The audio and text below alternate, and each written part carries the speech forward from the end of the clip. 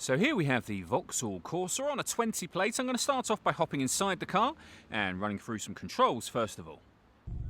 Okay, now that we're inside the car, we're going to start with the dials. Over on the left-hand side, we have the rev counter. We have the speedometer on the right-hand side. In the centre, at the top, we have the fuel gauge and coolant temperature gauge. And beneath that, the main trip computer, which includes the total miles for this car. They're 8,440. Above that, we have a digital readout for the speedometer. You can change information displayed there using controls on the indicator stalk, and above that it will show you what gear this car is in. It's an automatic, so of course we are in park at the moment. If we back out to the steering wheel, we have cruise control and speed limiter on the left hand side and stereo and phone controls on the right hand side. Just behind the steering wheel, the minus and plus paddles so that you can change up and down a gear manually with this automatic gearbox as well. Over in the centre, we then have the main touchscreen for the car. So you can access various menus, one of which, of course, is your audio menu, where you can see we have DAB, FM, and AM radio all available to us. We've also got Android Auto and Apple CarPlay available, depending on the kind of phone that you have.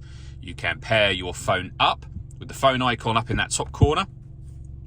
And we can access the satellite navigation as well. This is the car's inbuilt sat-nav. We've done a video showing how this works, which you can find on our website and YouTube channel. Of course, if you connect up Android Auto or Apple CarPlay, you'll have multiple options where it comes to satellite navigation anyway. Working our way down from there with the main volume for the stereo deadlock, so you can lock and unlock the car doors from the outside, and our hazard warning lights.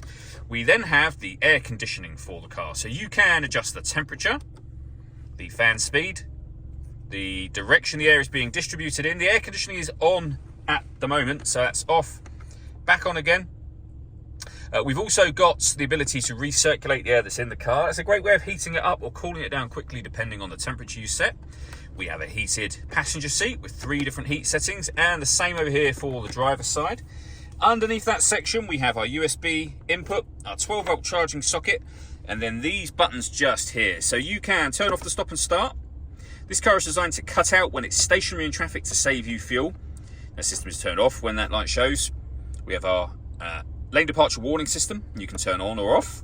We can turn the parking sensors on and off, and the child locks as well. And we then have the gear lever for the fully automatic gearbox. All that leaves me to say is thank you for taking the time to watch this video.